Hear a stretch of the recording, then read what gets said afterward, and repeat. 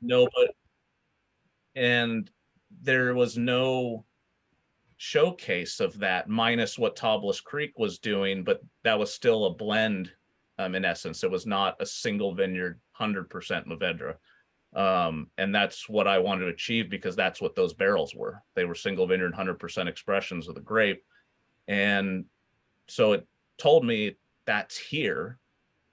I just need to go find it now. And lucky timing wise for us, not maybe for others, we started looking for grapes 2008, 2009, when that massive recession occurred.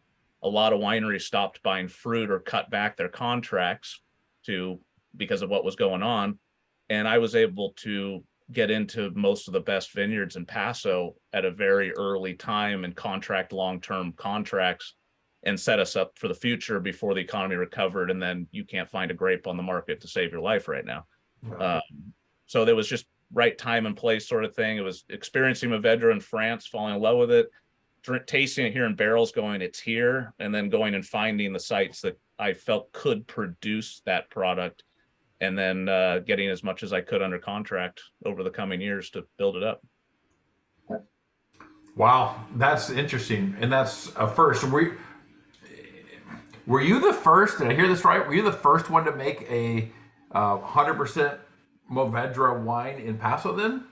So there have been several renditions before, but they were generally always one-offs that would occur once every 10 years in a winery's program, because they got a good crop and felt like, oh, this year it was good.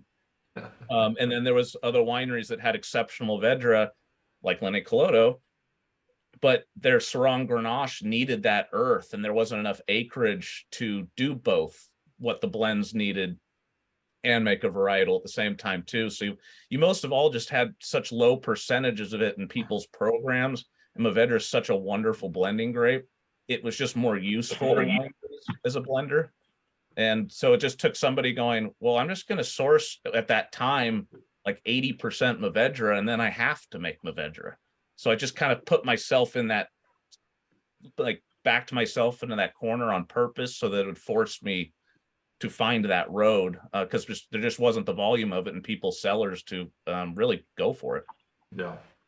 Funny you say, you referenced one-off, because I know Russell Fromm has a couple times made Mourvèdres called the one-hit wonder. Yeah. And just random. Every once in a while you just get a vintage, you got like a few barrels, you're like, those are exceptional, let's bottle it. But it's like, no, I do it every single year, no matter what happens across 3 sites. And it's the idea to go this full commitment to the grape, that it's not like, oh, maybe in some years we'll get it, maybe in some years or one. It's like, no, we're committed to giving you 3 single vineyard 100% Mourvèdres that stand with any wine in Paso Robles any given year, and we don't take years off. Let's put it that way. So you come out of school and you go to Linne Calodo to get started in the wine business. Mm-hmm. Did you start your winery straight out of Linne Calodo, or did you do anything in between? So first off, before we move on from the Linne Calodo part, that first harvest was 2007. Yeah. 2007 was, until when you start hearing about 2021, the greatest vintage ever considered in California history. It was the first thing I ever saw.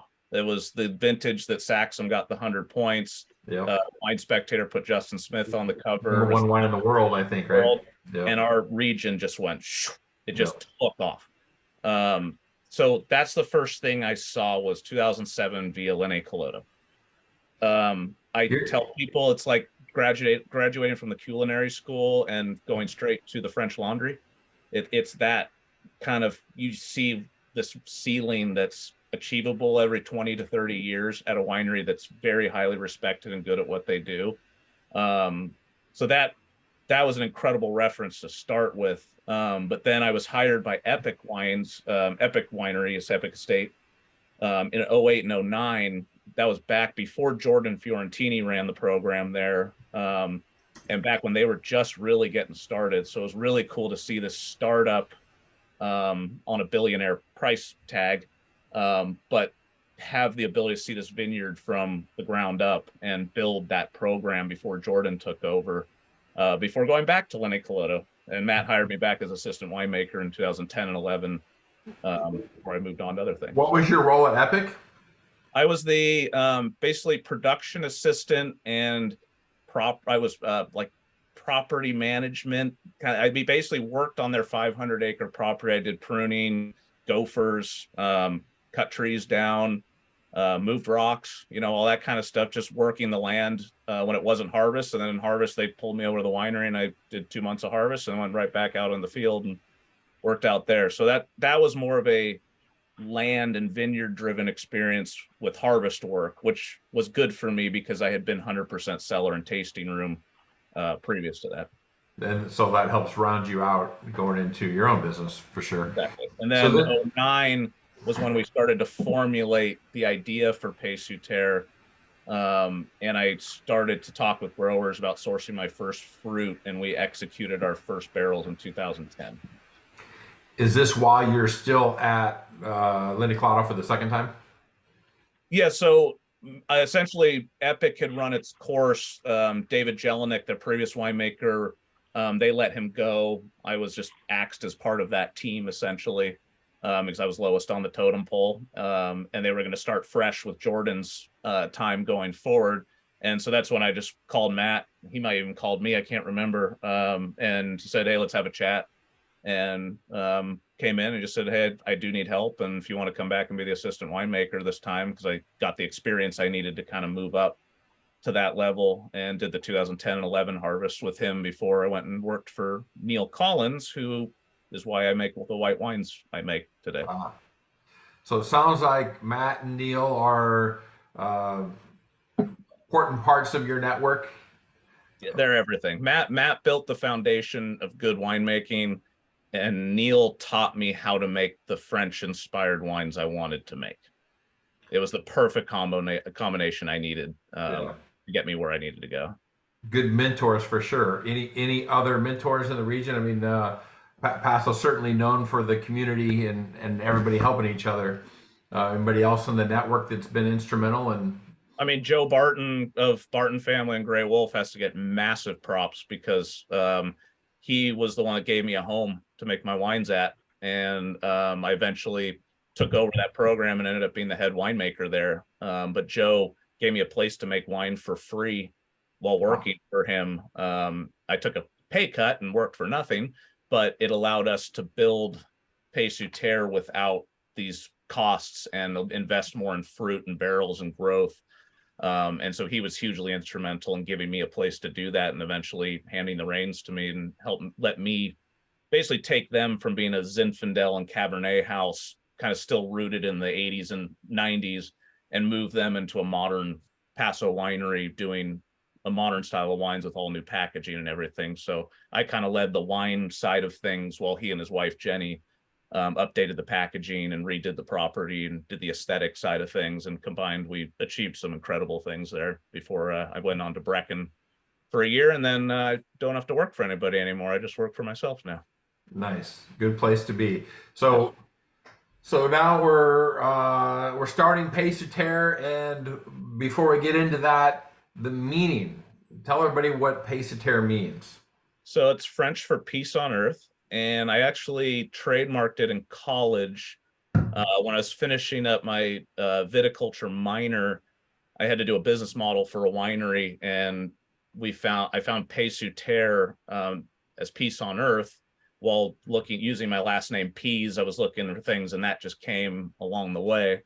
And I thought, wow, that sounds nice. It looks nice. It's got great meaning. And I went to the trademark database, and it had never been trademarked before, which I just learned to do in my wine business class. So I trademarked it on the spot and just said, maybe one day I'll use it, and just kept filing extension after extension until I had a product in commerce and was able to use it. Well done. I think it's a cool name. Thank you. So first vintage is 2010.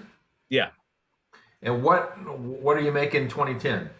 So we made our first Mourvèdres from Star Ranch. It was the only Mourvèdre I could find at the time that had a 3-foot canopy, which is at minimum of what you need to properly ripen the grape. There was a lot of diseased and older vineyards in Paso at that time that were subsequently ripped out and replanted back in those times. But it was hard to find Mourvèdre that could get sufficiently phenolically ripe to produce a varietal rendition. So I started with that, and then I could only afford to buy 2 boxes of Syrah and 1 of Grenache my first harvest. So I wanted to do a separate Grenache and Syrah, but it wasn't enough to make sense. So I just co-fermented it and named the wine Passenger, because I knew it'd just be a one-off. And then the next year, 2011, we went to attempt to make said Grenache and Syrah, and we had the worst frost that we've had in the last 20 years. And I lost all the Grenache. So with that 2012, we finally manifested that idea. You said a box of Syrah and Grenache. I don't think I've heard that expression before. What is that? A half ton each. Boxes are half tons. So Got it. Okay. yeah, it's a couple barrels basically. How do you determine the wines that you're going to make now? Well, I like that question a lot because as I tell people, I make what I like to drink and what's not here that I need here, and I just hope people like it. That it's simple as that. If there wasn't a Vermentino, there's Vermentino here, but there wasn't enough that inspired me like the Corsican rendition. So I had Glenrose Graf vines over for me. I wanted Mourvèdres here that tasted like Bandol. So I went and found Mourvèdre that I could make wines that taste like Bandol with. I wanted fresh, bright reds like Counoise. So I sourced Counoise and I made it. And literally it's just sitting in my backyard, hanging out in the summer, watching the kids play and listen to music and what flavor am I missing and want to do next sort of thing. So it's purely what drives what I want to drink and what I like to enjoy and what's not here that hasn't been done yet. And that's kind of what I strive for. So it sounds like you're open to kind of a new assortment vintage after vintage, but you also have some core wines that you want to stay true to, like the Mourvèdre, right? What's your approach there?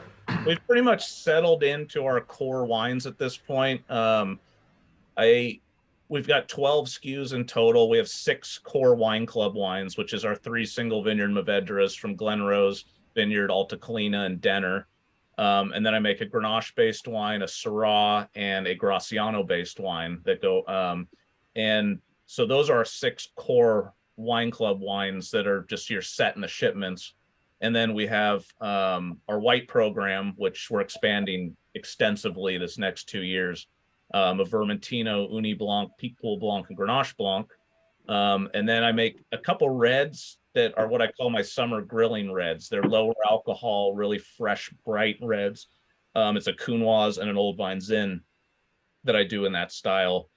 And so and we do make a rosé, but that vineyard's getting ripped out this next year. So the 2022 is our last vintage of that. And hopefully in our next contract negotiations with Glenrose, I get a little Cinsault from them that we can add as another nice, fresh, bright red. But essentially we explore the grapes of Taubles Creek and of South France in a lot of cases. And I like to do the grapes that are all considered blending grapes and show people that they're only blending grapes because winemakers chose to blend them. They absolutely have redeeming qualities as beautiful standalone wines, and not only from that grape alone, but from one single place. And I really, really enjoy that rush from creating that. That's really cool. Uni Blanc has a lot of buzz. Can you talk about that one? Yeah, that's a funny one because in 2013, when I found that fruit via Neil Collins, I basically sent him an email and said, hey, I want to start a Mediterranean white wine program.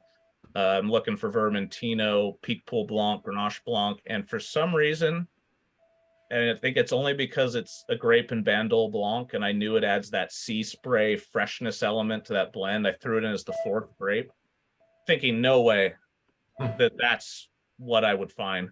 And he emails me back and he says, there's an acre of Uni Blanc on Kyler Canyon Road. And nobody wants it. It doesn't have a contract. They just keep it for home winemakers. And that's one of the greatest wine growing neighborhoods in this area, just incredible dirt. And so Aaron Jackson was farming it from Aaron Wines. And I gave him a call and I said, yeah, come out, take a look. We can't sell it. Nobody wants it. They were trying to sell us Trebbiano as its Italian name. And I went out there, took one look at it and said, I'll take the whole thing. What's the price? And he's like, how about 1,800 a ton? Which pennies, for grapes. And I was like, yeah, sign me up. And so we made our first Uni Blanc in 2013, and that wine's still going. It's a beauty, and it basically sparked a whole new question as to like, wow, whites can be something else here, along with the Vermentino that Tablas Creek had been doing for a couple decades, but that was the only white like that in this area, and I was the second one, essentially, and it did so well. I tripled the acreage 3 years ago, and that comes into production this year. Like I said, we're doubling our white wine program. I've got a 500 case planting of Vermentino that's coming into full production, do Grenache Blanc, and we've got one of the largest peak pool plantings in the area from Glenrose. So we should have a solid 15 to 1800 case white wine program here going soon, and can be one of the few wineries in Paso that can deliver that, along with making a lot of Mourvèdres and reds and whites. It's about a 50-50 split for us, and we're one of the few wineries that can say that in Paso. Might be one of the only. Yeah. Well, that Uni Blanc purchase was clearly one of the best wine business decisions made in the history of Paso. Well, as I always tell people, when I make a decision to make a wine, it's because I have nobody to ask how to make that wine. And that's when I know I'm in the right place. And that's when I'm most comfortable, is I can go, it's just me. It's me and my grapes, and I got to figure it out. And I'm my worst critic and my biggest critic, and I have to try to make me enjoy this. And that simply is what it comes from. It's from that feeling of I refuse to fail doing something really unique, but by doing something unique, it brings the best out of me.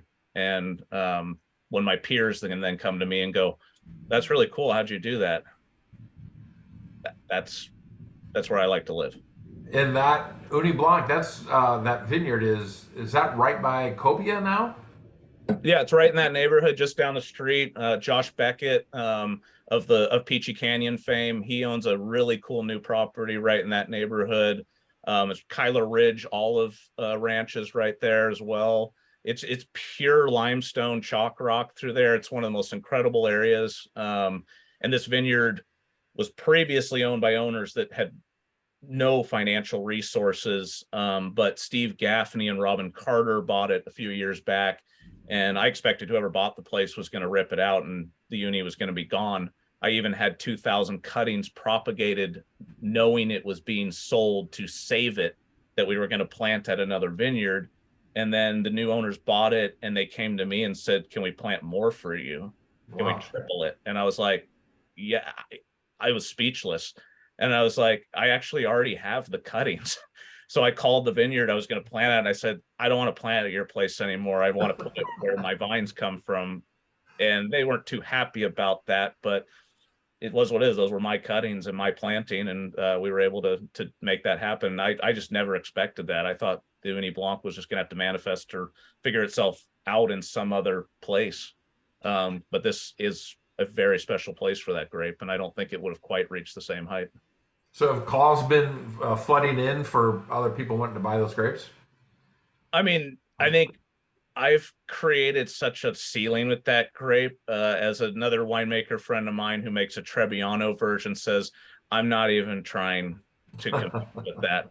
I know a few have tried to plant it without success, but it's kind of my thing, and I don't think anybody feels like they need to go make Uni Blanc. And I've just kind of, that's our little niche on the white wine side. And then I think the Vermentino, as people are coming in and starting to try our first one, or we're starting to really blow some minds with that on the same level as the Uni Blanc.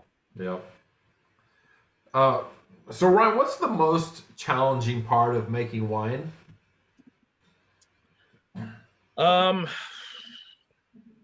That's a very good question.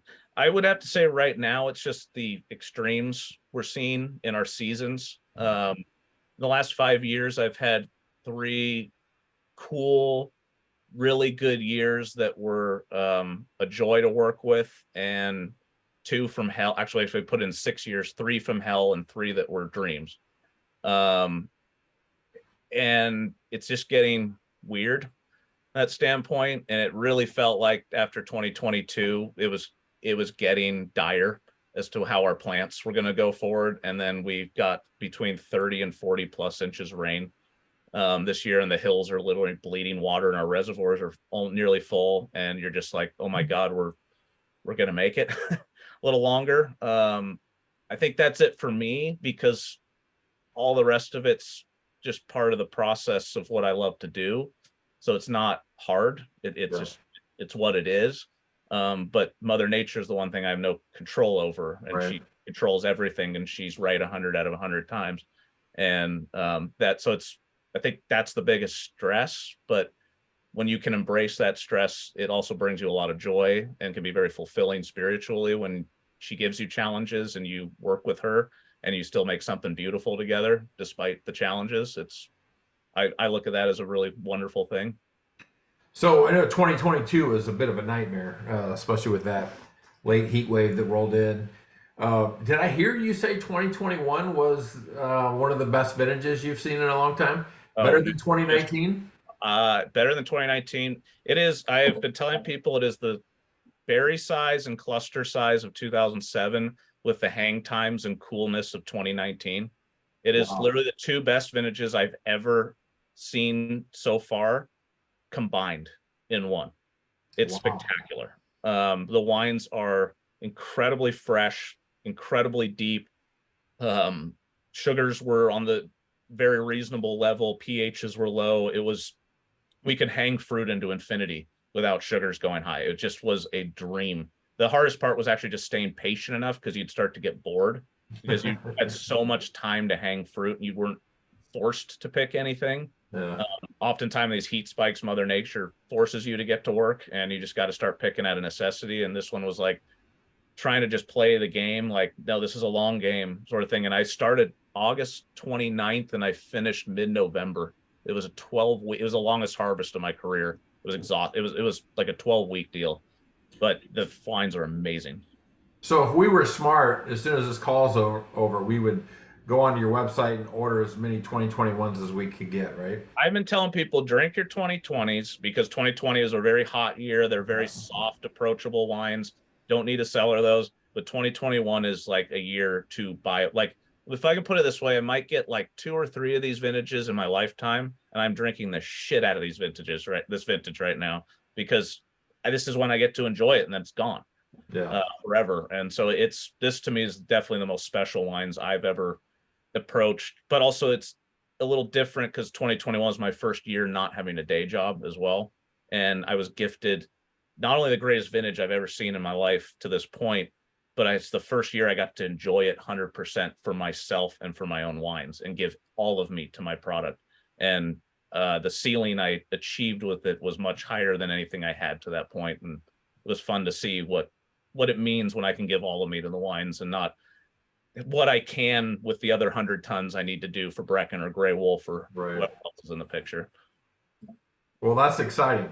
That's super exciting. And speaking of which, what is the most exciting part of making wine? We know the challenging part is Mother Nature and what's not controllable. What's most exciting? Well, on the flip side of that, it's the adrenaline rush that comes from that.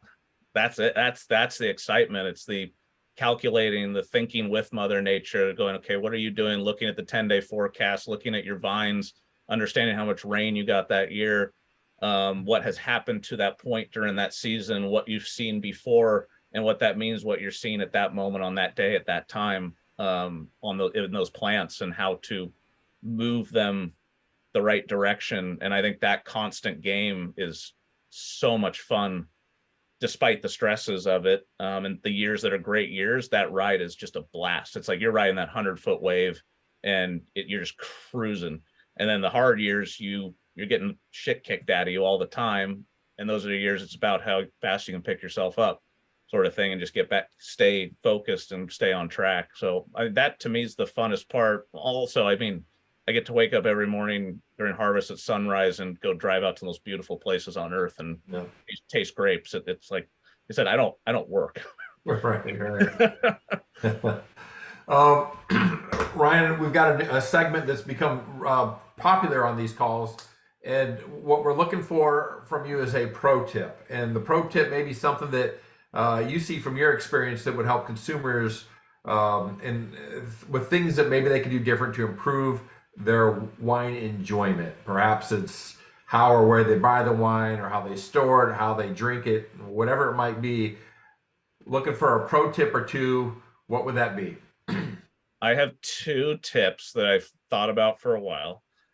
The first is, and it's unpopular amongst tasters, but spitting is very helpful for a very enjoyable day to taste all the wine in the world you want and go to dinner and really want more wine and enjoy your dinner and the variety of wine you can taste, experience, and learn by becoming comfortable with spitting.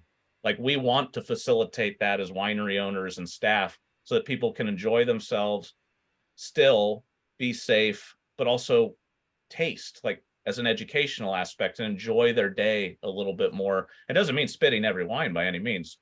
Your favorites, you finish those ones, but pacing a little better, I think it makes for a much more enjoyable day. And especially when you get to dinner that night, you're still fresh. You're like, give me more wine. Let's all the food. You're not just tired and bogged down and full and just feeling like I've had too much sort of thing. And it's just a much more enjoyable experience from that standpoint. And Hold on, before you go to number two, let me just say thank you for saying that because nobody said that one yet. That's the first time we've heard that. And I think it's particularly valuable coming from a winemaker where sometimes when you're tasting, you don't want to offend by spitting. yeah, it's not offensive at all. We actually like really want people to do it because then they can have a better experience all day by not being bogged down by having so much wine in them, but you're still tasting and you can still swallow enough to feel good and get that buzz, and still, but still drive safe and enjoy more tastes and That's great. experience more and train your palate better. And then the second one is being careful that when you research wineries you want to go to, that you understand the wines that you're going to. If you are a fan of really rich oaky cabs, like going to Paix Sur Terre or Tobler's Creek is probably not a good idea. And you're setting yourself up for a bad experience. And that will get into tasting feedback. You don't feel like your tasting fee is worth it. But point being, by doing good research and making sure you're visiting places that the wines fit what you like to drink, you're most likely going to have a really good time and feel like you got a great value from that experience. And those will be my two, because I think it's all about the taster's experience. And we want you guys to have the most amazing experience possible. And those are two things I think that helps everybody from a standpoint. Because if somebody comes in here expecting an oaky cab at my place, they're going to be really disappointed, fortunately. But somebody that comes in knowing like they're going to get fresh, bright Mediterranean whites and single vineyard Mourvèdres, and they've had maybe the Tobler's Creek or Linne Calodo wines and loved those, you're gonna really love our place. And Orleans Madrone, Barton family, those are other wines that have good synergy with what we do. That helps your experience as a taster as well too. Great tips. Thank you for that. Yeah, of course. I know we're tight on time. I want to transition now to have you talk about your current lineup, and then from that, talk a little bit about your wine club. Yeah, we'll do. So currently, it's springtime. We release all the new whites, and most of our Glenrose wines is what we release along with our Denner wine. So we're currently pouring the Vermentino, the Rosé, the Glenrose Grenache Mourvèdre blend, the Glenrose Mourvèdre, and our Denner Mourvèdre. So spring's generally a very Glenrose forward tasting. So those wines are really approachable, young, and the tannins don't need a lot of time. And then we release our more tannic structured wines in the fall after they've had 9 months of bottle age. But right now we're just kind of waiting for the weather to warm up here, and a little more rain doesn't hurt, but we're going to try to keep whites on the list as long as we can. It's going to be 2022 yields were 40% down. But this year, like I said, my 10-ton planting of Vermentino comes into full production, and the tripled planting of Uni Blanc comes into production. So there's more hope there. Awesome. And then your wine club. Oh yes, wine club. So we do 3, 6, and 12 bottles with an increase in discount at each tier. And then you get access to all the whites, the rosé, and our Counoise and Old Vine Zin, and that's twice a year. And then we do a white wine club that's just in the spring, just a case a year in the springtime. Gets a mix of 3 of each of the 4 whites we do, but you also get access to all the reds, the rosé, and the fresh reds that we do for summer. So every club gives you access to everything. It's just a matter if you're more of a red wine drinker, be in the red clubs and add on whites. And if you're more of a white wine club member, or white wine drinker, be in the white club and add on reds, a few reds sort of thing. So there's a lot of flexibility there, and you get 4 free tastings whenever you come in. And we act in a discounted rate a little bit on our caviar experience as well that we do. Nice. And then where do people find your wines? Only with us. We don't distribute at all. We're 100% direct. I do maybe 1 or 2 by the glass short runs at like Les Petites Canailles is usually who we'll work with on just a short run to pair it with a specific dish for a few weeks or a month. But otherwise, you have to come to the tasting room to get our wines. They're not found at retail or at any restaurants. So we have no distributors. It's a 100% wine club and tasting room. Tasting room or website, right? Oh yeah, or website. Excuse me. Yes, of course. Okay. For all those that are back in the Midwest. And we're leaving the white wines on the website for Paso Wine Fanatics folks through the weekend, and then they're coming right back off the website because we're keeping the rest for the tasting room for a short run. So this is a weekend exclusive just for the wine fanatics to be able to get some white wines if you're not traveling here within the next month or 2. And my pro tip is take advantage of that. Get some of those you wines. don't want to miss these. These are some of the best wines. Echo that, because his white wines are the best in Paso. Well, thank you. I appreciate that. I'm not going to argue. All right, that Dave guy from Monochrome does a nice job too. Yeah. So I want to open up to anybody that would like to make mention of one of your favorite Paix Sur Terre wines. And you can drop it in the chat. You can raise your hand, or you can just shout it out. Has anybody had the Vermentino yet in this group? Is it in the wine club shipment? For the white wine members and red members that were just packed those today, they're shipping Monday, but those that have picked up already would have it. And I didn't know if anybody in the group has yet. So Ryan, this is Matt King. We're drinking the Vermentino right now and the other one, and they're absolutely stunning. Both of them. Thank you. Appreciate that. Like I said, I'm very nervous for next year because I hit a ceiling with that makes me nervous that I have to figure out how to do that again. So we'll find out. Susan, I see your comment that you're heading to the website to get the whites right now. Make sure you find the link that Ryan posted in the group and follow. Or Ryan, if she just goes there, will it automatically give her access? Yes, and we have the promo code that I believe we posted on the Facebook page for Paso Wine Fanatics. PRWF23. I'm sure you can hear me above my children screaming. Perfect. Thank you for sharing. Maybe Nicole can type it in the chat there, so people have it in there as well. Thank you. All right. Hey, we're down to the wire. We want to give. Oh, I'm sorry. Was somebody saying something? No, I appreciate Ryan trying to bring some value to, one, joining us, 2, bring a little something so everybody can try the wine that can't get there. Little teaser, and I think I appreciate that.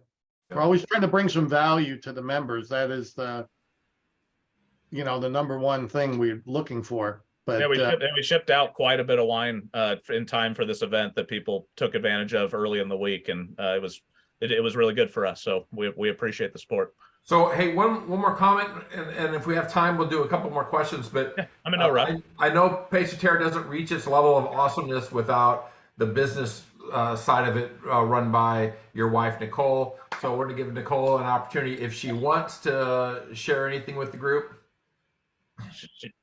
She's shushing kids right now. Okay, fair enough. Then which may or may not be I do have 2 children that would like to say hello, I think. Let's see let's hear them. The young girls. Say hello. They're what, 3 or 4, 5 and 6, somewhere around there? 4 and 5. 4 and 5.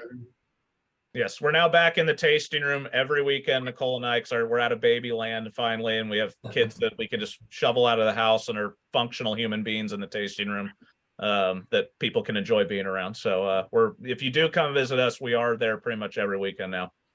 Awesome. And by the way, in March of 2020, 2022, we were there. I had my wife and I had two other couple with Nicole and Ryan were wonderful hosts. So please, if you haven't been there, experience it. They have a beautiful view from the patio or whatever you want to call it, place to sit. He said, bring some sandwiches and sit down, and We've got a view. really good We've got time. quite a view. And as I tell people, you don't need reservations in Paso any longer necessarily, but if you have one, it guarantees you get the best view on our patio instead of standing at the bar. And that's what it guarantees.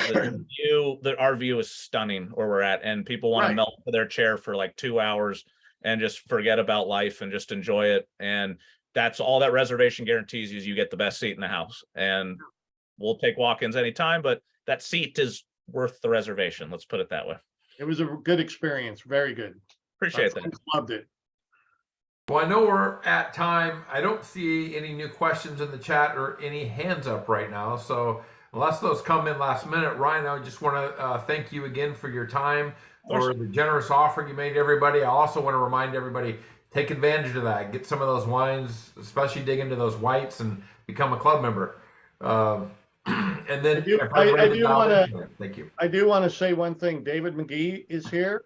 He's going to join us July, David, right? From Monochrome. I've never met him before. I haven't even tasted your wines before. Dave's wines, if you love white wine, Dave's wines are Right. a must check out. The textural elements he brings, he kind of takes he tries everything experimentally within the realm of white wine and blends some wines that are incredibly cerebral and textural and delicious. And I love what he does. We do things completely differently in the cellar, but I think we equally make spectacular cerebral whites that are worth checking out. And Right. Dave's phenomenal at that, along with Tablas Creek and ourselves. I think those are the three best white programs in the area. Ryan, 100% agree with you. You guys in Monochrome are very different, but Mhm. equally amazing. And if people on this call have not tasted with Monochrome, both Dave and Elliot are a phenomenal tasting experience. Absolutely. Really, really educational. Elliot was just a joy to taste with the last time I tasted with him, and Dave also. You guys are very different, but Ryan, you're more single varietal. Monochrome is just crazy different blends, which are also really interesting. That's very cool. But I think this is one of the great things about Paso is that we don't do everything the same. We all kind of do our own thing and try different things. And I think that's a lot more fun for us, and hopefully it is for you as well. Yeah. Dave does all the things that I can then see how those experiments would work, but not have to do that within my own program. What Dave does is a really noble cause in winemaking in general. And so it was a pleasure to taste him through his barrels just recently. And we need to start doing that again. And I'm hoping to sell him a little bit of fruit because I want to send some of my fruit into his laboratory, as I call it, and see what he comes up with it. And I'm looking forward to that. Yeah. Let's see. We have, David, you're on June 6th. That's what we have you booked for. Sounds That's good. going to be exciting. We're going to. That's a good time of year to get into some whites, by the way. Right, Absolutely. exactly. Spectacular whites. It's still too cold here for that. Mike was drinking white tonight, and it's cold. I'm a red wine drinker, but what I did is I turned the heat up and it worked. There you go. Instant white wine weather. Sauvignon Blanc, though, I do recognize a good white when I drink it, but I'm attracted to Syrahs mostly. But this is very, very good. And the only reason I put a little red in, because I'm gonna get bitch slapped if my wife comes home and that bottle is gone, which I've downed a bottle during the show sometimes. Yeah, it happens. Yeah, I know, right? I haven't been keeping track, but I had 3 wines up here, so I'll find out after. We very much enjoyed the Mourvèdres tonight, Ryan. Very well done. Thank you. Appreciate that. Anybody else have anything? Raise your hand or just shout it out. And if you got questions for me or Jason or the team, we can hang on a little while. I'm curious to know I which. wanted to thank Ryan for making a Zen. Thank you, Ryan. Yeah, nice. It was good. Very happy. Hey, Ryan, it's John Blake. I want to know how you keep Dodger fans drinking your wine. Yes. Yeah. One of our membership perks is Dodger fans get a special note from this Giant fan in every single box. And I posted on my Instagram and Facebook today with one of those notes. And, I said to him, the Dodgers might win 2 playoff games next year. So hopefully they'll enjoy that. I told you, karma's coming your way. That's fine. I got those 3 in 5 years. I'm chilling for a while. Hey, Ryan, I'm Dave Phillips. I'm in Arizona, and I cracked open a Mourvèdres from Thomas the other day, and I'm thinking, man, where can I get more of this pasta? I mean, it's just phenomenal. So, thank you for making that, and look forward to getting some, drinking it. I appreciate it. Neil Collins and Matt Trevison taught me how to make that, and the Talbot Creek was a huge influence in how I make my wine. So I'm glad you enjoyed that. And there's a lot more good Mourvèdres around here now than there used to be. It used to be that was about it. There was one or two on the market, and tried to change that. I had the pleasure of meeting Neil and Jordan Collins at tasting here. You probably saw on Facebook. Oh yeah. Mm-hmm. He was totally fascinating. I never met him before. I have a Tablas Creek here and your wine, and he was very, very interesting. Very interesting. Neil, whenever I have a question or I'm perplexed by how to interpret something, I can ask him a question and he can answer it so perfectly, more perfectly than anybody could on earth in 3 words. And because he is the wittiest person I've ever met. He's English as well. They have a way with words, and his cerebral depth is incredible. That is the man that when I need any advice in the world of winemaking or even in life or anything, he's my first person I check with. He's an incredible human being. Well, I think one of the reasons why this group is so big is because all of you in the industry bring such interesting backgrounds, and you're so approachable that that's why this membership is the way it is. It's just that these are fans. They're fans of the group, but they're also, the reason why is because of you guys. Really. Well, somebody I want to shout out that is with us currently is Travis Kotwitz and Don Rose of Glen Rose Vineyard. Okay. And Travis runs the vineyard. Don is the owner. They are on the Zoom right now. I don't know if they'll actually vocally chime in, but they grow about half of the fruit and half the wines that we make, and they're 2 of the most spectacular individuals I've ever had the honor of working with. And they are farmers. They don't have a winery behind it. They farm 365, 24/7. They are the unique people this area needs to thrive, and I thank them and appreciate their hard work. And by the way, we ended up going there on our trip in March last year because you get mentioned all the time. And that's what happens in the group. When you start to see, I don't write it down. I just, accumulate in my mind. Boy, this name keeps coming up. We should go there. We should go there. I know. I love our wines because we make wines that we in the industry like to drink. And so it's a big marketing tool from that standpoint. But there's just not a lot of old world French style wines made in Paso, and we all live here. And Paso, the flavor of Paso, that's the majority, that bigger, riper, fruitier style. Most of us don't enjoy drinking that, and and there's only like a handful of us that make wines like this, and so we're kind of darlings of the industry in a lot of ways. So I literally have a force in every tasting room in West Paso going Paix Sur Terre, Paix Sur Terre, Paix Sur Terre, because they just love to drink our wine. Hey, I was a big red guy when I got there, and Jason will tell you we like Syrah, but you know what? I like variety. I don't eat the same food all the time. My wife and I are deciding what to have. Do we want it spicy, or we want something a little lighter, less fatty? I mean, I don't want to drink the same thing over and over again. And when I discovered yours and Union Sacre and some interesting one, I'm going to try some of David McGee's wine. I mean, it just makes it, I like variety. Yeah. So, What and do we you have eat? guests That's- over, and you don't want to feed them, pour them all what you just like, because they may not like that. You need some variety. And that's what I really, really find interesting. Wonderful. Absolutely. I want people to explore more and not see just the world of wine through Cabernet and Chardonnay and Merlot. There's a lot of other wonderful grapes out there, and for very specific reasons, for specific foods and specific moments. And but you know what? I have to go back to the tasting fee, and I don't beat that horse to death, but you have to do your homework. Yeah. The tasting fees aren't a shock. I don't care what they are. You can choose to go or not go. The tasting fees aren't a shock, and they usually are fairly much aligned with the price of the wine and the portfolio.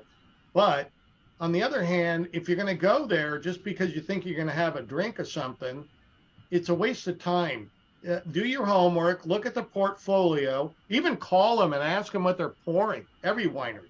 Yeah. Because what's on the page may not be necessarily what they're pouring. So you could be disappointed in that way. I'm just saying that the group can help you to a degree, but you know what? You really have to dig in on the internet and look at what they're offering. And does that align with your palate? And I know many, many members don't know what the palate is yet. I get it. Yeah. But you just kind of got to do your homework first. That's really what kind of I get out of that conversation. So and a lot of us owners will work in the tasting room, and we'll talk you through that and help you if you just want to explore and learn new styles and learn about new wines and how to understand them. Then I'm happy to talk you through that and help you educationally move through that tasting so you can understand it with context a little better. Right. Okay. Anybody else have anything? Well, we'll let Ryan go, right, Jason? Kids have got to go to bed soon, so I probably should. Anybody want to stay on? Anybody want to stay on? I'll drink with them for a while. Anyways, thank you, Ryan. We really appreciate it. David, we look forward to Thank you, Ryan. We all appreciate